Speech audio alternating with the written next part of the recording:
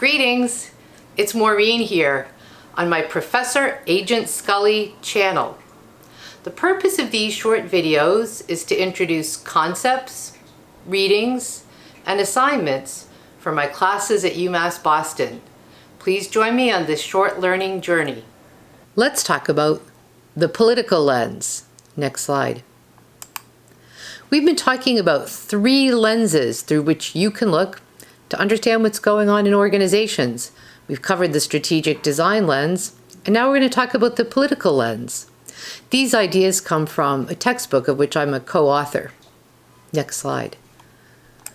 The 3 lenses are complementary. The idea is if you have these lenses in your toolkit as a manager, you could see and understand and anticipate things that are going on in the organization. Hopefully you won't miss things or be surprised. This is to give you a thorough analytical toolkit for understanding life in organizations. Next slide. Looking through the strategic design lens, we could see how organizations set up structures that support the flow of work and knowledge. We looked at how if you have a multi-divisional form, you might need some cross-divisional task forces that create the connective tissue among parts of the organization. We also spent some time thinking about how organizations select and deploy people to get the work done. Our resume exercise was part of thinking about that. So when we use the strategic design lens, we think about roles, responsibilities, and alignment. Next slide.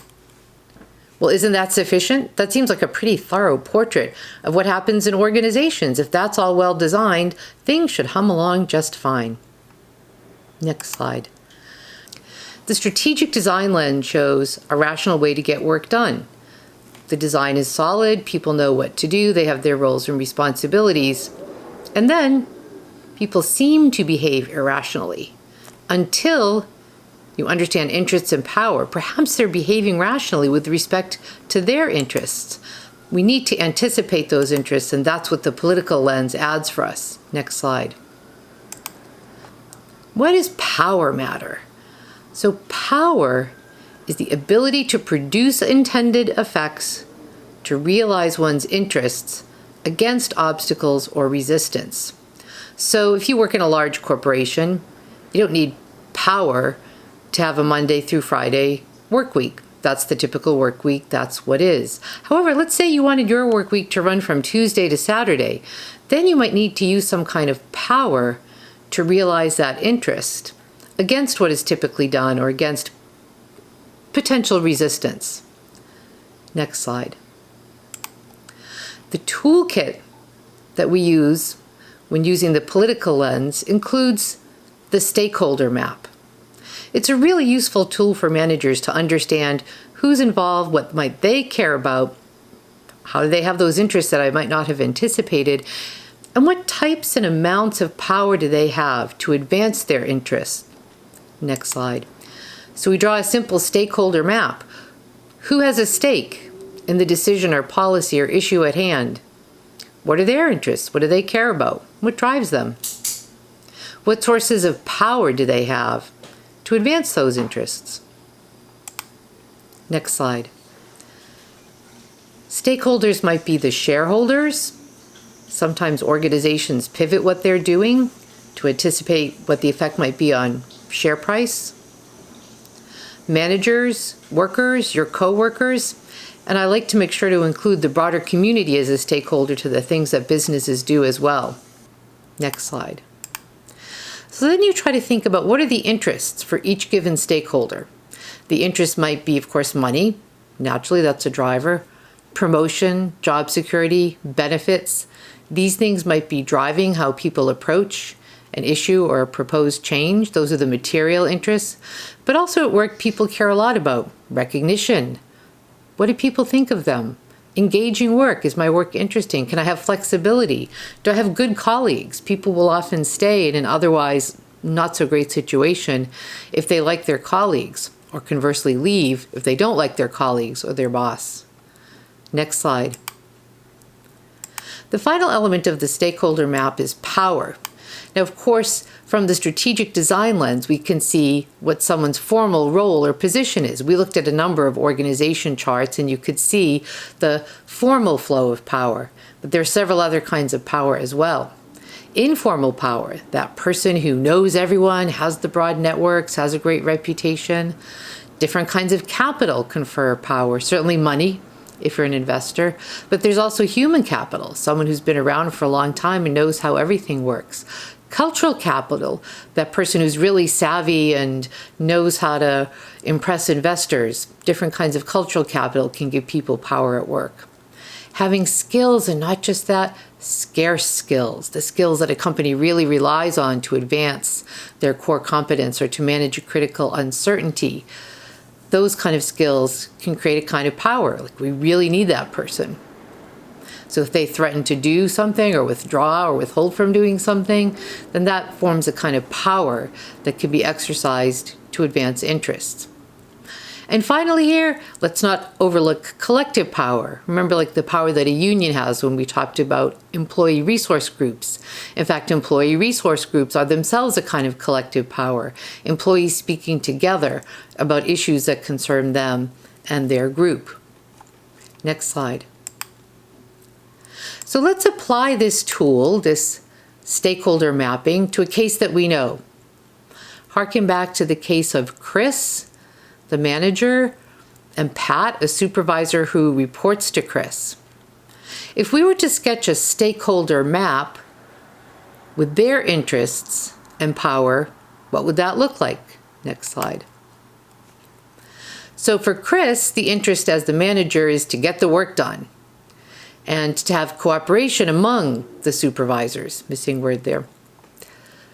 And of course, what Chris has is formal positional power. So Chris can give commands, review people, set direction. That's formal power. Then consider Pat. For Pat, what Pat is looking for is recognition. It matters a lot to Pat that he be recognized as outstanding. In fact, one of his interests is to stand out among the 12 supervisors. Pat's power comes instead from human capital, not from positional power. Pat reports to Chris, but the human capital that Pat has is knowing deeply, lots of experience, lots of nuance about the production processes, about how to get things done. This is really critical knowledge, critical skills. Next slide. People often say, well, what about the money? Isn't that the basic interest? Indeed. Chris wants to get the work done to get a bonus, and Pat wants recognition to get a bonus. But interests are often a little bit deeper and more multifaceted than simply getting money. So this is just another map, another way to represent the dilemma or situation from the Chris and Pat role play that we did. What's at stake? Next slide. What the stakeholder map allows you to do is spot areas of potential conflict where interests might conflict, and then from there to spot areas where interests could perhaps be aligned. Next slide. So in red here we see the hot spots. While Chris seeks cooperation among the 12 supervisors, Pat aims to stand out among the 12 supervisors, a view of harmony or a view of more individualistic seeking of recognition. This is the hot spot. And we add to the stakeholder map in the first column the other 11 supervisors. They certainly have a perspective on how things are going. Next slide. So from the analysis that we did when we did this role-playing class, we saw that there was tension among the supervisors over Pat, over both Pat's talents and the ways in which Pat could potentially be problematic. Next slide. Where we ended with that case and where the stakeholder map and the political lens give us some additional depth and analysis is to try to come to what's shown in blue here. Can we spot some places of alignment, places where we could resolve those tensions, where we could meet the needs of multiple players in a kind of integrative way? So we came up with maybe there could be cross-training, so the supervisors aren't 12 separate islands, share some talents. Maybe there's some new job levels needed, whether for folks like Pat to become an assistant manager or for the people within the different supervisory groups that they're trying to retain, like become a lead tech, let me promote you instead of having you leave. Maybe there could be some more collaborative projects to create that kind of synergy across what the supervisors are doing instead of just separation. The stakeholder map lets you look at the terrain that you're dealing with and locate the hotspots, locate potential solutions, see where you can meet multiple interests. Next slide. So that's a quick summary of the stakeholder map as a tool. It can be helpful for you to lay out what's going on here. What am I missing? Who might have power to get something done or to block something? Next slide. That's a quick tour through the political lens and what it offers, in addition to, of course, complementary with the strategic design lens, but also distinctively from the strategic design lens. It's helpful for thinking out, why are things not going as neatly as they might be depicted on the organization chart?